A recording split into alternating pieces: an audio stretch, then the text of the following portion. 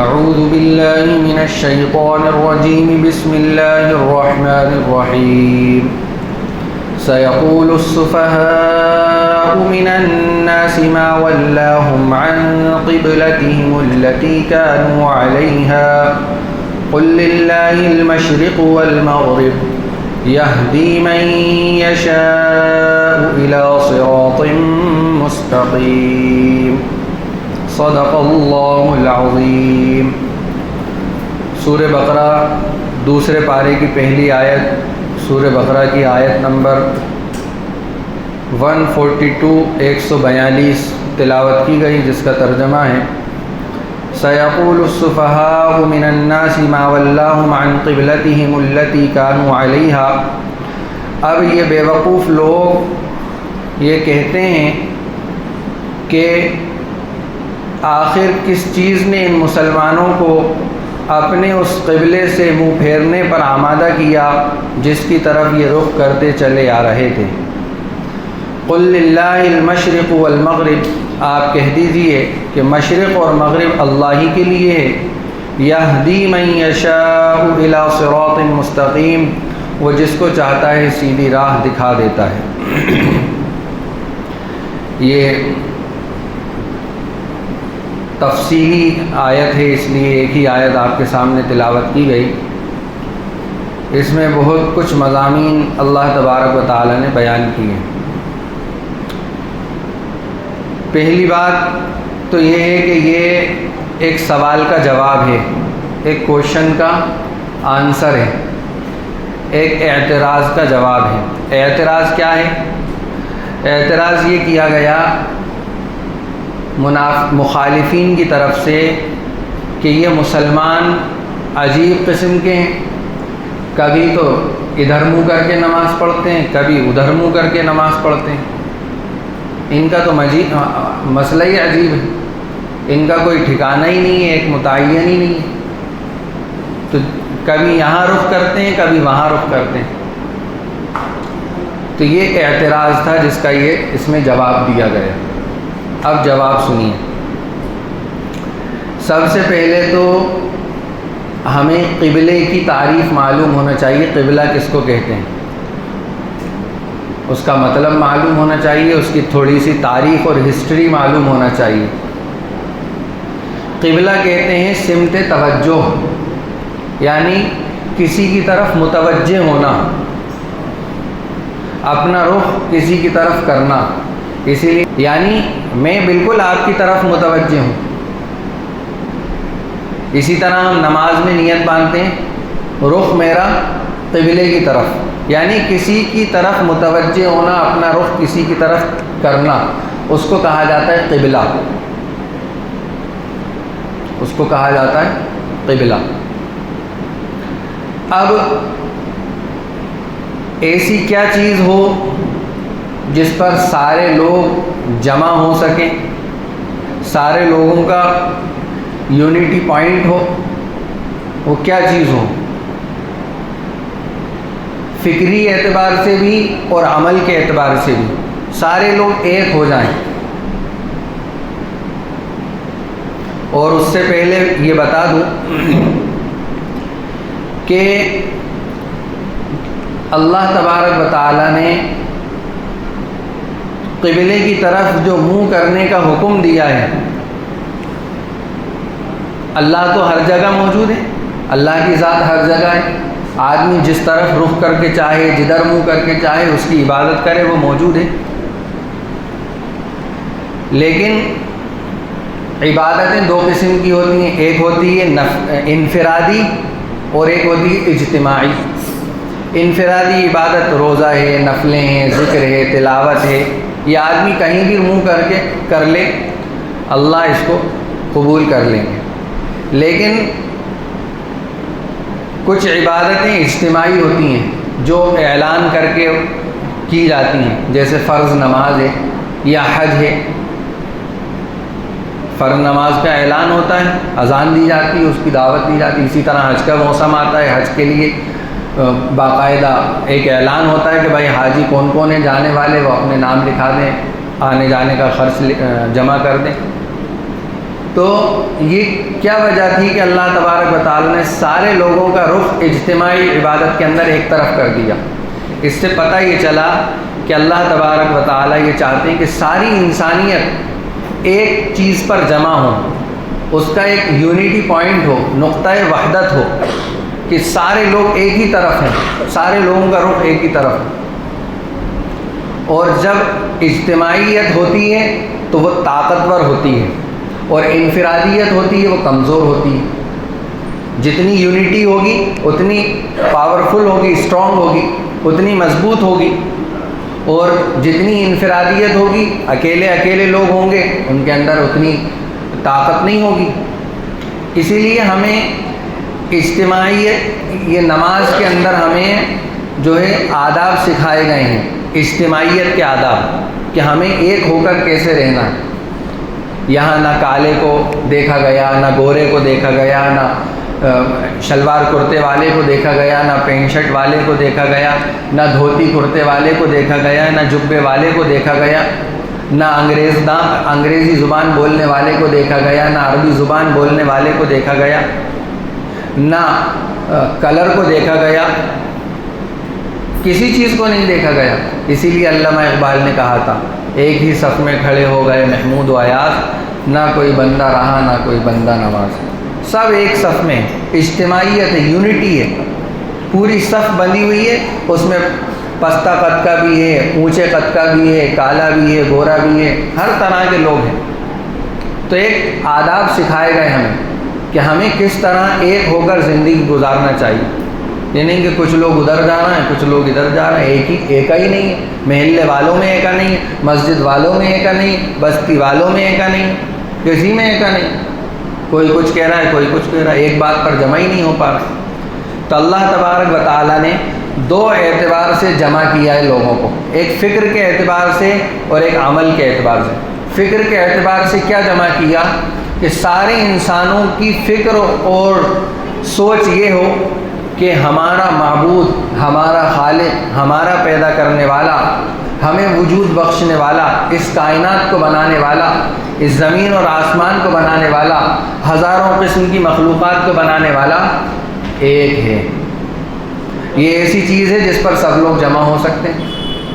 اللہ تبارک و تعالیٰ نے اس چیز کو ختم کر دیا کہ کچھ لوگ پانی کے دیوی کو پوجیں، کچھ لوگ پیسوں کی دیوی کو پوجیں، کچھ لوگ کسی کی دیوی کو پوجیں، کچھ اس یونٹی نہیں ہے، سب الگ الگ لگے ہوئے ہیں۔ سب آج ان کا دن ہے، آج ان کا دن ہے، آج ان کا دن ہے، آج ان کی جنم بھومی ہے، آج ان کا وہ ہے جنم دیوس ہے۔ ایک اجتماعیت، فکری سوچ کے اعتبار سے انسان کی سوچ ایک جگہ جمع ہو، سارے انسان ایک چیز کو سوچیں، اور وہ کیا ہو کہ ہمارا پیدا کرنے والا تو ایک ہے۔ اس کے بعد اسی کے ساتھ ساتھ عمل کے اعتبار سے بھی انسانوں کے اندر اجتماعیت ہو۔ اللہ تبارک و تعالیٰ نے اس کے اندر جو انسان کی بہت آسانی کے ساتھ جس چیز پر جمع ہو سکتے تھے، بہت زیادہ محنت، مشقت، اللہ تبارک و تعالیٰ نے اس چیز کو چنا۔ اللہ تبارک و تعالیٰ نے کسی لباس کو نہیں چنا، کسی جگہ کے رہنے والوں کے لیے جو ان کا خاص پیٹرن ہوتا ہے اس کو نہیں چنا۔ زبان کو عملی جو ہے اجتماعیت قرار نہیں دیا، عملی یونٹی قرار نہیں دیا، نہ زبان کو، نہ رنگ کو، کسی چیز کو اللہ تبارک و تعالیٰ، کیونکہ یہ انسان کی اختیاری چیز نہیں ہے، انسان کی اختیاری چیز نہیں ہے کہ اگر کوئی کالا پیدا ہوا ہے تو وہ اپنے آپ کو گورا کر لے، ہو سکتا ہی۔ مدراس والے لنگی پہنتے ہیں تو صاحب نہیں، لنگی نہیں، آپ کو تو شلوار ہی پہننا پڑے گی، دھوتی، کسی علاقے میں دھوتی پہنی جاتی، کہیں جبہ پہنا جاتا ہے تو نہیں صاحب سب ایک ہی طرح کا جبہ، تو ایک مشقت ہوتی۔ اسی طرح کھانے کے اعتبار سے بھی انسان الگ الگ جگہ کا رہنے والا ہے، الگ الگ موسم ہوتے ہیں، وہاں کی غذائیں الگ ہوتی ہیں۔ اب ہندوستان والے کہیں کہ نہیں صاحب ہم تو صرف کھجوروں سے پیٹ بھریں گے، تو کیا ہوگا؟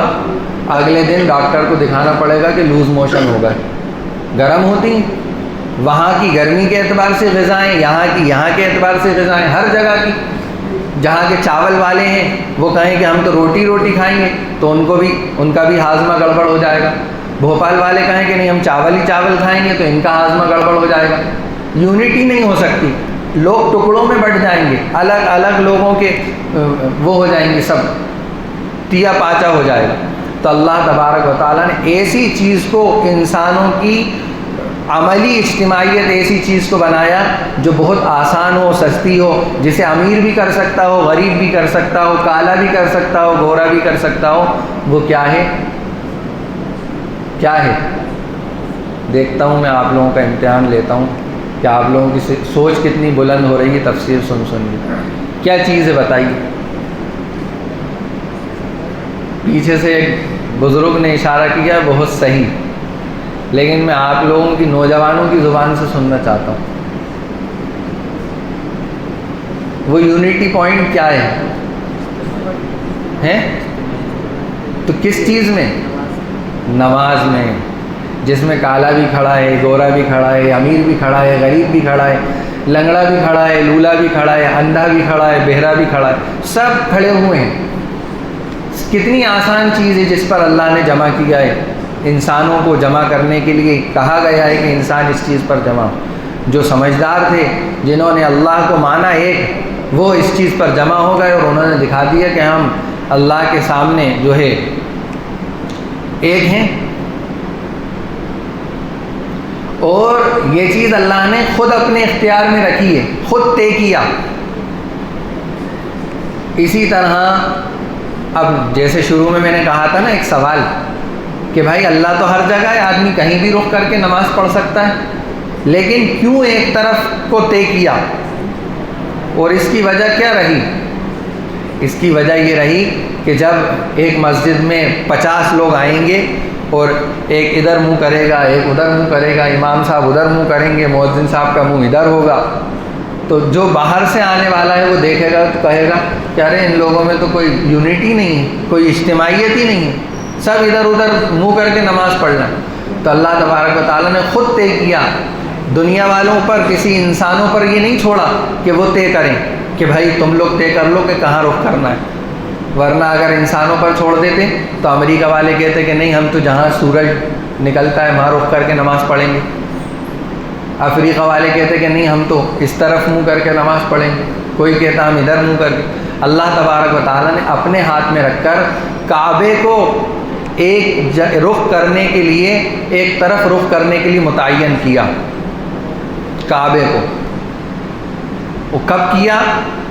حضرت آدم علیہ السلام کو جب دنیا کے اندر بھیجا تو فرشتوں کے ذریعے سے اللہ تبارک و تعالیٰ نے کعبۃ اللہ کی بنیاد ڈلوائی تھی، اور یہ سلسلہ حضرت نوح علیہ السلام کے زمانے تک چلتا رہا. سارے لوگ ایک کعبۃ اللہ کی طرف رخ کر کے اپنی عبادت کرتے تھے، جو بھی ان کے طریقے رہے ہوں. چنانچہ حضرت نوح علیہ السلام کے زمانے میں جب طوفان آیا پانی کا اور پوری دنیا تہس نہس ہو گئی، تہو بالا ہو گئی، ڈائیورٹ ہو گئی، تو اللہ تبارک و تعالیٰ نے دوبارہ حضرت ابراہیم علیہ السلام اور حضرت اسماعیل علیہ السلام کے اپنے حکم سے ان کے ذریعے سے اس کی دوبارہ تعمیر کرائی اسی جگہ پر. اور حضرت ابراہیم علیہ السلام، اور جب نماز فرض کی گئی تو اللہ تبارک و تعالیٰ نے اسی کعبۃ اللہ جس کی طرف حضرت ابراہیم علیہ السلام اور ان کی اولاد رخ کر کے عبادت کرتے تھے، اللہ کے نبی کو بھی حکم دیا کہ آپ بھی اسی طرف رخ کر کے اپنی عبادت کریں. چنانچہ ہجرت کے بعد مدینہ، اللہ کے نبی کے پہنچنے کے بعد، ایک روایت کے مطابق مدینہ ہجرت کرنے سے پہلے اللہ تبارک و تعالیٰ کا حکم نازل ہوا کہ آپ اب نماز بیت المقدس، مسجد اقصیٰ کی طرف منہ کر کے نماز پڑھیں گے. چنانچہ 16 یا 17 مہینے اللہ کے نبی صلی اللہ علیہ وسلم نے بیت المقدس کی طرف رخ کر کے نماز پڑھی، جس کو قبلہ ثانیہ، دوسرا قبلہ کہا جاتا ہے. اور اللہ کے نبی صلی اللہ علیہ وسلم کو یہ امید تھی کہ اللہ تبارک و تعالیٰ دوبارہ جو ہے حکم نازل کریں گے اور اس کعبۃ اللہ کو قبلہ قرار دیں گے. چنانچہ اللہ تبارک و تعالیٰ نے آیت نازل کی، قد نرى تقلب وجهك في السماء فلنولينك قبلة ترضاها فول وجهك شطر المسجد الحرام. اور اللہ تبارک و تعالیٰ نے پہلا قبلہ کس کو بنایا؟ ان اول بیت وضع للناس للذی ببکۃ مبارکا وہدی ورحمۃ للعالمین، کہ وہ تمام لوگوں کے لیے قبلہ بنا دیا گیا جو مکہ والا ہے، برکت والا ہے، ہدایت والا ہے جہاں والوں کے لیے۔ اور دوسرا قبلہ اس کو بنایا۔ پھر حکم نازل ہو گیا کہ اب اپنا رخ جو ہے دوبارہ مسجد حرام کعبۃ اللہ کی طرف کر لیجئے، اور اب قیامت تک کے لیے یہی قبلہ ہوگا۔ تمام لوگوں کو اسی کے طرف رخ کر کے نماز پڑھنا ضروری ہے۔ اب سوال اٹھ سکتا ہے، آپ سے کوئی غیر آ کے یہ کہہ سکتا ہے کہ صاحب آپ تو کعبے کی پوجا کرتے ہو، بت ہے آپ کا کسی ایک طرف رخ۔ اس کے لیے جواب کیا ہے؟ جواب دیا اسی آیت کے اندر۔ ایسی بات نہیں ہے، اللہ نے یہاں کا حکم دیا تھا، یہاں نماز ادا کی جا رہی تھی۔ اللہ نے بیت المقدس کی طرف رخ کر کے نماز پڑھنے کا حکم دیا، وہاں ادا کی جا رہی تھی۔ اگر اللہ ان دونوں کو چھوڑ کر کسی تیسری اور چوتھی جگہ حکم دے دیتا کہ اس طرف رخ کر کے نماز پڑھو، تو ہم تو اللہ کے حکم کے محتاج ہیں، ہم تو اس کے حکم کے ماننے والے ہیں۔ وہ جس طرف رخ کرنے کا حکم دے دیں، ہم تو اس طرف رخ کر کے نماز پڑھنے کے لیے تیار ہیں۔ یہ جواب ہے۔ ایک سوال کیا گیا مولانا سجاد نعمانی صاحب سے جب وہ مدینہ یونیورسٹی کے اندر پڑھ رہے تھے۔ کس نے کیا؟ میں نے اس کو اپنے یوٹیوب چینل پر ڈالا ہے، شرما جی کا سوال اور حضرت کا جواب۔ وہاں کی ایمبیسی کے وہ کوئی بڑے عہدیدار تھے، انہوں نے سوال کیا کہ صاحب آپ کہتے ہیں کہ اللہ سب کا ہے، تو ہم یہاں مکہ میں عرب میں ہوتے ہوئے وہاں داخل کیوں نہیں ہو سکتے حدود حرم کے اندر؟ جو حرم کی حد ہے اس میں کیوں داخل نہیں ہو سکتے جب کہ آپ کہتے ہو اللہ تو سب کا ہے؟ تو اس پر ایک تفصیلی جواب دیا تھا، وہ مکمل تو مجھے یاد نہیں ہے۔ تو اس طرح سوال اٹھتے ہیں، ان کے جواب ہمیں ملیں گے، ہمیں سیکھنا چاہیے کس طرح ہم جواب دیں۔ تو یہ جواب ہے کہ ہم نے کسی عمارت کو بت نہیں بنایا، بلکہ ہم تو اللہ کے حکم کے محتاج ہیں۔ جہاں وہ ہمیں حکم دے دے گا کہ اس طرف منہ کرو تو ہم اس طرف منہ کر لیں گے۔ لیس البر ان تولوا وجوہکم قبل المشرق والمغرب ولکن البر من آمن باللہ، کہ نیکی یہ نہیں ہے کہ آپ اپنا رخ مشرق یا مغرب کی طرف کرو، نیکی تو یہ ہے کہ آپ ایک اللہ پر ایمان لے کر آؤ، اس کے حکموں کو مانو، اس کے حکم کی تعمیل کرو، یہ ہے نیکی۔ نیکی یہ نہیں کہ آپ نے مشرق کی طرف منہ کر لیا، مغرب کی طرف منہ کر لی۔ اسی طرح نفل نمازوں کے بارے میں آتا ہے کہ آدمی سواری پر سوار ہے تو جس طرف رخ ہے اسی طرف رخ کر کے نفل نماز ادا کر سکتا ہے سواری پہ بیٹھے بیٹھے، سوائے فرض کے۔ اگر عذر نہیں ہے تو آپ کو فرض نماز کھڑے ہو کر ہی پڑھنا ہے، چاہے آپ ٹرین میں ہوں یا پلین میں ہوں۔ ہاں اگر مجبوری ہے، کہیں جگہ نہیں ہے، بالکل کھڑے ہونے کی کوئی گنجائش ہی نہیں ہے، تب آپ کو اجازت ہے کہ آپ بیٹھ کر نماز پڑھیں۔ اللہ تبارک و تعالیٰ نے آگے فرمایا قل للہ المشرق والمغرب، کہ مشرق اور مغرب تو اللہ ہی کے لیے ہیں، پوری وضاحت آ چکی۔ یہدی من یشاء الی صراط مستقیم، وہ جس کو چاہتا ہے سیدھی راہ دکھا دیتا ہے، وہ جس کو چاہتا ہے۔ ہمیں سیدھی راہ دکھا دی کہ ہم اس طرف منہ کر کے نماز پڑھیں اس کے حکم کے مطابق، تو ہم اس طرف منہ کر کے نماز پڑھ رہے ہیں، یہ سیدھی راہ ہے۔ اللہ تبارک و تعالی ہمیں ان باتوں پر زیادہ سے زیادہ عمل کرنے کی توفیق عطا فرمائے۔ سبحان اللہ و بحمدہ، سبحانک اللہم و بحمدک، نشہد ان لا الہ الا انت، نستغفرک و نتوب الیک۔ سبحان ربک رب العزۃ عما یصفون، وسلام علی المرسلین والحمد للہ رب العالمین۔